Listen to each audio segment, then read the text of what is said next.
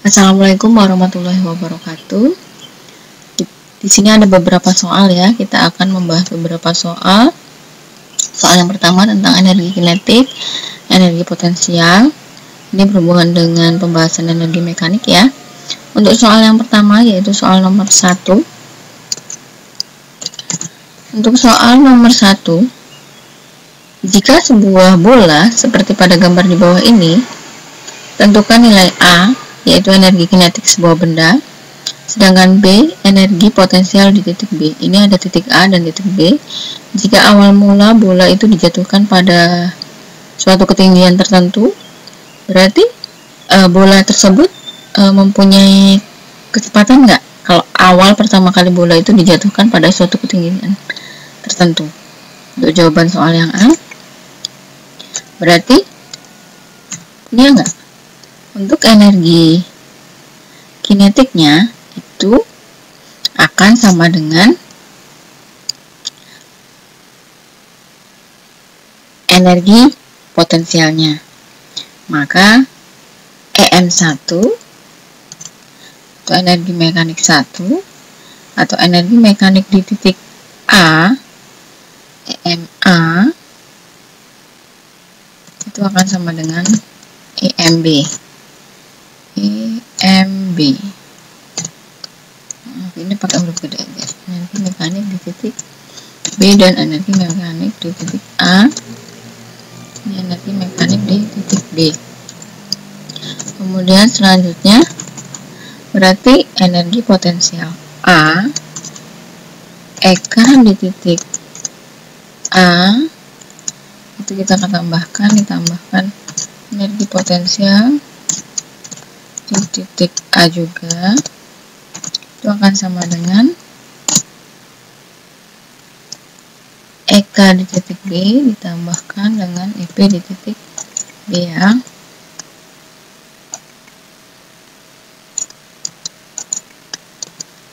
Berarti EK di titik B itu akan ditambahkan di EP juga di titik B. Nah, dari sini kita bisa lihat baru EK di titik A ini, karena dia baru pertama kali akan melepaskan suatu bola misalnya ini, berarti EK-nya itu di titik A itu akan sama dengan 0. Sedangkan EP-nya dia punya nilai. EP-nya kita anggap nanti kita nggak usah nyari. Jadi EP tetap ada ya. EP di titik A itu akan sama dengan, nah, di sini EK di titik B dia mempunyai kecepatan akhir kan bolanya, berarti dia punya ya, berarti sama EK dia punya di titik B. Nah, namun EP di titik B ini kan di atas tanah, dia tidak mempunyai ketinggian, berarti dia juga ditambahkan 0. Maka energi potensial di titik A itu akan sama dengan energi potensial di titik B. Jadi EPA akan sama dengan EPB. EPA akan sama dengan energi potensial di titik A akan sama dengan energi potensial di titik B. Nah, kalau ditanya energi kinetik sebuah bendanya, berarti energi kinetiknya, jadi energi kinetiknya itu sama ya. Jadi energi kinetiknya sama dengan energi potensialnya. Nah, itu kesimpulannya untuk nomor yang A. Sekarang untuk yang B. Untuk soal yang B, energi potensial di titik B, berarti dia nyari energi potensial di titik B. Nah, energi potensial di titik B ini ada nggak di sini? Kan dia kan di atas tanah, berarti energi potensial di titik B itu akan sama dengan 0. Jadi energi potensial di titik B adalah 0 karena berada di atas tanah ya. bola berada tepat di atas tanah sehingga tidak memiliki ketinggian ya. Ketinggian. Kemudian sekarang untuk soal nomor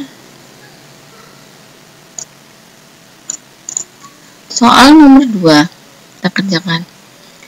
Tentukan energi kinetik di titik A dan energi kinetik di titik B. Energi kinetik di titik A dan energi kinetik di titik B. Nah, untuk energi kinetik di A kan awal mula itu bola bergerak di titik A. Berarti dia ada energi kinetiknya nggak? Nggak ada, karena dia bola itu diam di sini. Sedangkan energi kinetik di titik B ada nggak? Ada. Makanya coba sekarang kita cari untuk soal nomor 2. Soal nomor 2 yang A. Energi kinetik di titik A ya. Eka di titik A itu sama dengan 0 karena bola baru akan bergerak ya. Bola masih diam. Sehingga kecepatannya 0. V-nya sama dengan 0. Kemudian untuk yang B, yang ditanya Eka di titik B. Energi kinetik di titik B itu akan sama dengan titik-titik kita cari. Energi kinetik di titik B, kita pakai hukum kekekalan mekanik yang awal tadi ya. Berarti EMA itu akan sama dengan EMB. Energi mekanik di titik B. Kemudian berarti energi kinetik EKB, EKA sama ditambah energi potensial di titik A juga itu akan sama dengan energi kinetik di titik B ditambah dengan energi kinetik di titik energi potensial di titik B. Di sini energi kinetik di titik A berapa? 0, karena baru akan bendanya masih diam. Kalau energi potensial di titik A dia punya, berarti kita tulis dulu EP di titik A dia ada, itu akan sama dengan energi kinetik di titik B. Dia ada ya, energi kinetik di titik B, bendanya. Kemudian energi potensial di titik B ada nggak? Ada.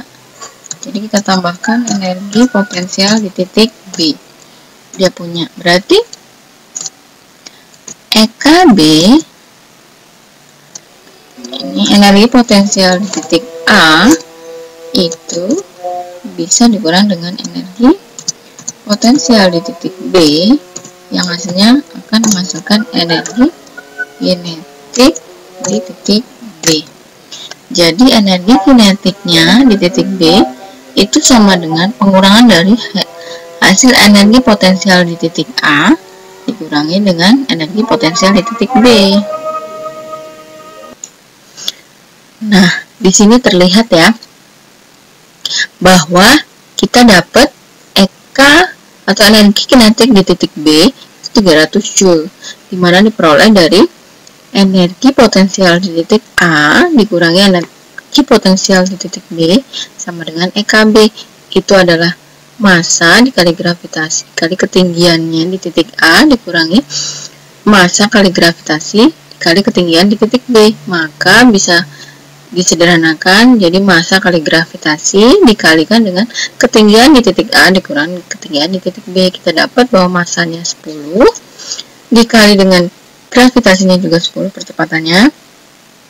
Jadi 10 di titik A ketinggiannya dikurangi 7.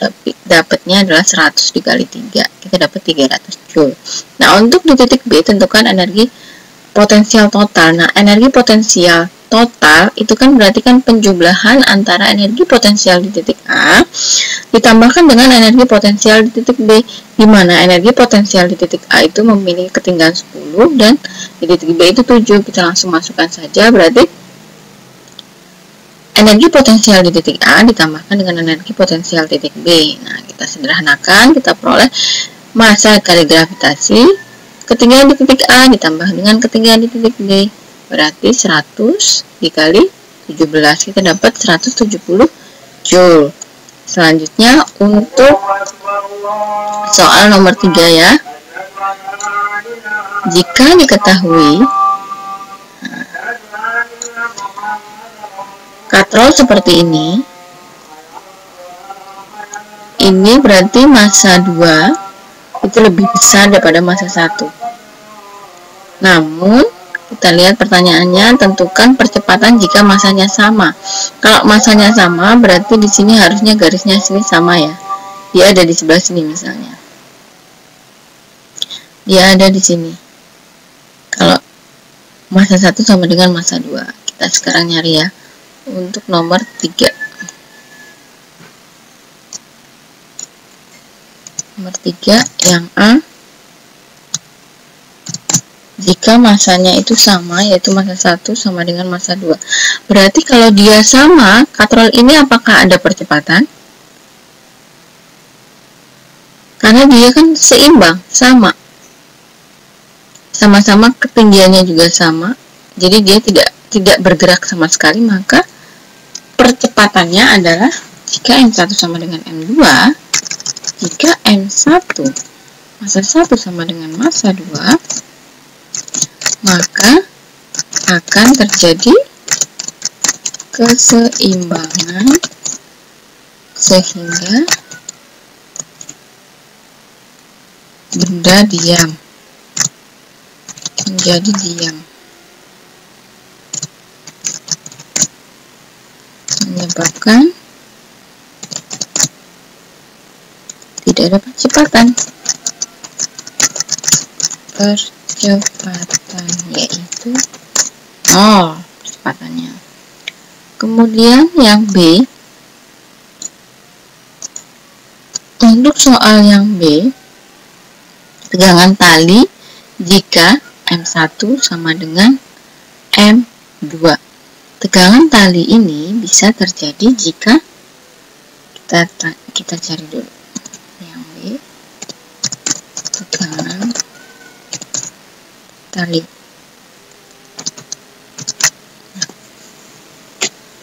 Jika M1 M2 nya sama tegangan tali. Untuk tegangan tali di sini di T, misalnya di sini ada tegangan tali ya, ini T1 dan T2. Misal saja ini T1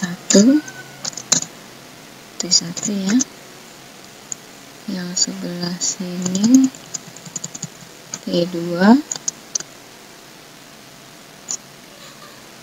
massa sama, berarti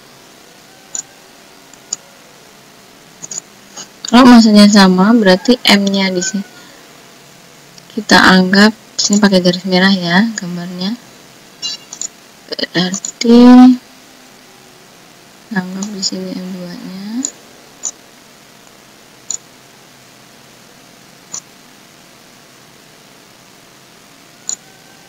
M2. Nah, berarti di sini nggak ada ya.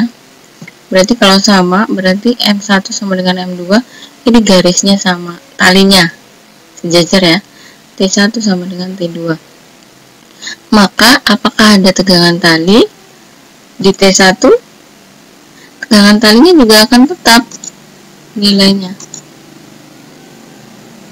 Nilai tegangan talinya juga akan tetap karena dia konstan, tidak ada percepatan. Makanya tegangan talinya juga tidak ada tegangan tali ya. dia sama, seimbang. Jadi T-nya juga akan sama dengan 0 ya. Kemudian untuk yang C, tentukan percepatan jika M2-nya sini 10, kita pakai yang gambar ini. Berarti M2-nya lebih besar daripada M1-nya. Percepatannya kita bisa cari.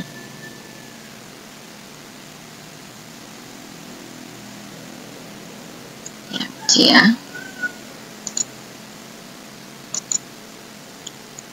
C, kita punya percepatan, rumus cepatnya langsung A itu sama dengan, ini karena arahnya dia itu ke bawah, berarti dia begini nanti arah panahnya.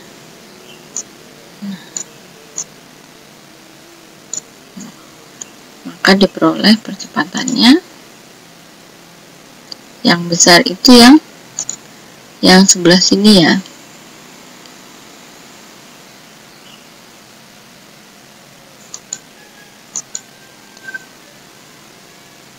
Maka W2 dikurangi W1 berat benda W1 dibagi dengan massa 1 ditambah massa 2 tambah massa. W2 ini adalah gaya beratnya ya. Untuk gaya berat itu rumusnya kita cari dulu W2. Gaya beratnya berarti massa 2 dikali dengan percepatan gravitasinya. Massa 2 nya dia punya 10 dikali kecepatan gravitasinya juga 10, maka dia dapat 100 Newton. Untuk W1 nya berarti sama dengan massa 1 dikali percepatan gravitasi sama dengan 5 dikali 10, dapatnya 50 Newton. Berarti di sini kita bisa peroleh W2 dikurang W1 berarti 100 kurang 50 dibagi massa 1 tambah massa 2 berarti 10 ditambah 15 ya. Maaf, 10 tambah 5 itu sama dengan, berarti 50 dibagi dengan 15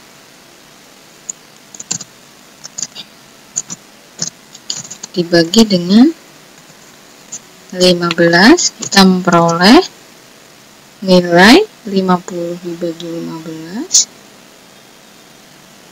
3,3 meter per sekon kuadrat.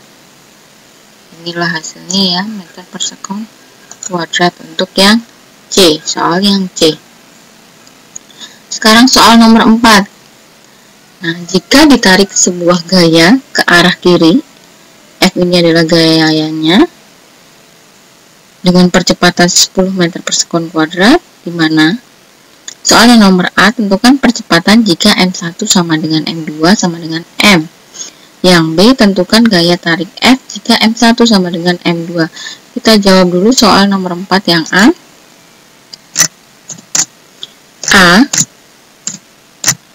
Jika gayanya ditarik ke arah kiri, berarti ini katrolnya akan bergerak ke arah kiri. Seperti ini. Kasih warna merah biar tahu ya. Nah, dia akan bergerak seperti ini. Nah, sesuai dengan gaya yang diberikan. Kan gayanya ke sini, berarti dia akan bergerak dari bawah sini, kemudian ke kiri sini. Tentukan percepatan jika M1 sama dengan M2. Percepatannya, seandainya di sini tidak ada keterangan licin atau enggak ya. Kalau dia licin, sekarang kita tulis A, jika lantai licinnya, jika licin, maka A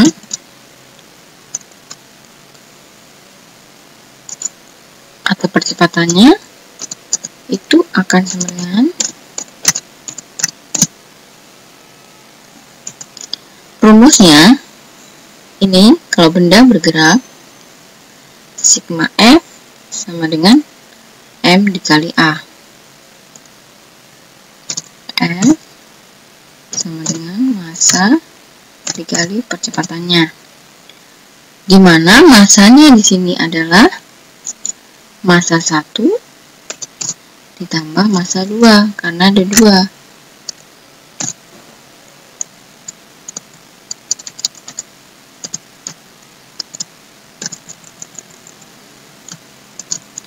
Kemudian, kalau dia licin berarti dia tidak ada gaya gesek. Maka kita langsung dapat A-nya itu sama dengan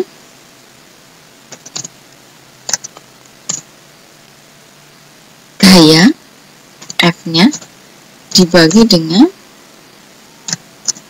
jumlah dari massa 1 ditambah massa 2. Di mana massa 1 sama dengan massa 2 itu sama dengan M, berarti A-nya itu akan sama dengan F dibagi, kita gantikan M-nya menjadi M ditambah M, menjadi berapa? 2M. Berarti A sama dengan F dibagi 2M. Ini adalah percepatannya. Kita peroleh A-nya itu. Jika lantainya kasar, percepatannya berarti di sini akan ada gaya koefisien geseknya ya, harusnya di sini. Nah, yang arahnya berlawanan dengan gaya tariknya. Di sini berarti ada F geseknya. F gesek atau F G-nya. Di situ ada F geseknya. Jelek banget berarti. Di sini ada F gesek atau F G-nya yang arahnya berlawanan ya. Berarti kalau lantai kasar, jika lantai kasar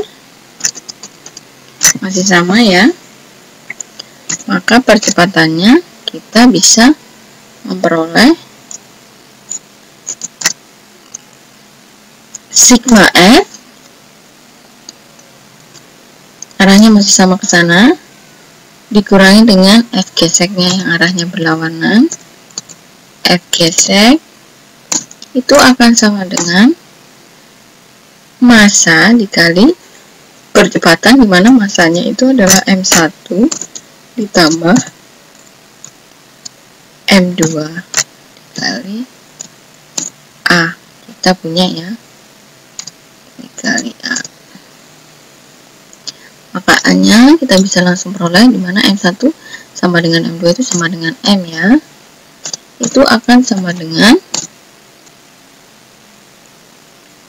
gaya dikurang F gesek dibagi dengan massa 1 sama dengan massa 2 sama dengan M. Langsung kita ganti 2M ya. Ini adalah percepatan jika lantainya adalah kasar. Yang membedakan di sini, kalau lantai licin itu tidak ada gaya gesek, tidak ada F geseknya. Sedangkan lantai kasar itu ada F geseknya. Nah, sekarang untuk soal yang B, tentukan gaya tarik F jika M1 sama dengan M2. Berarti gaya tarik F-nya kalau lantainya licin, F-nya kita langsung dapat ya. F sama dengan, berarti yang B, untuk yang B berarti massa 1 ditambah massa 2. Berarti langsung sama dengan 2M per A. Nih, kita sudah dapat. Kalau dia licin. Kalau dia kasar, ini licin ya. Kalau dia kasar, berarti F kalau dia kasar, itu kita tinggal dapat yang ini ya.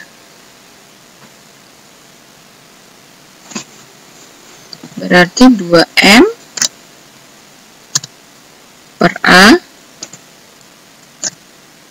dikurang F geseknya. Ini kalau lantai kasar. Sekarang untuk soal nomor 5.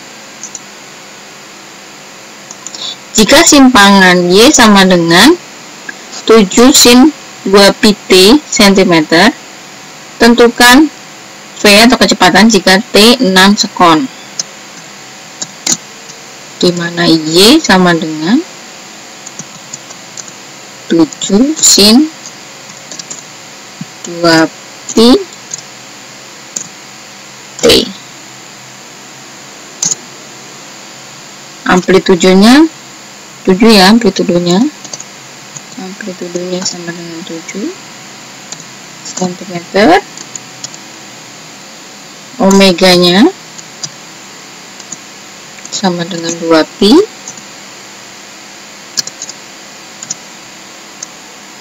V itu rumusnya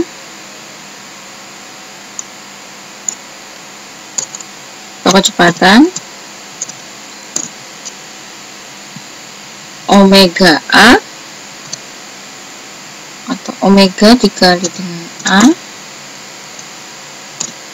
cos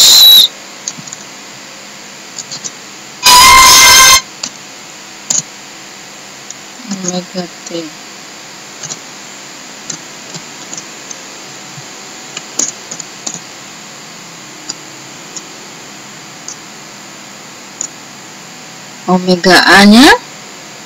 Omeganya 2pi, berarti 2pi dikali A, amplitudenya 7, cos 2pi dikali T-nya berapa? T-nya 6 sekon.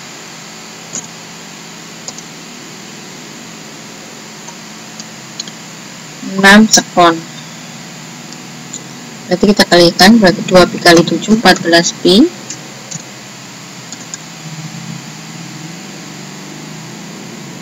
Cos 360 2160 ya, 2160 itu sama dengan nilainya 1 ya.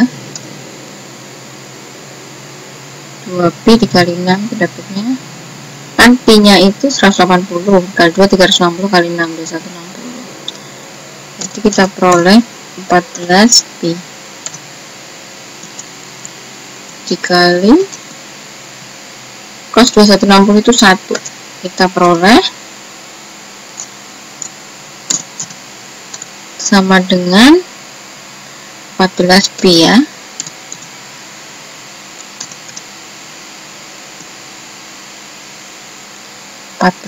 Pi.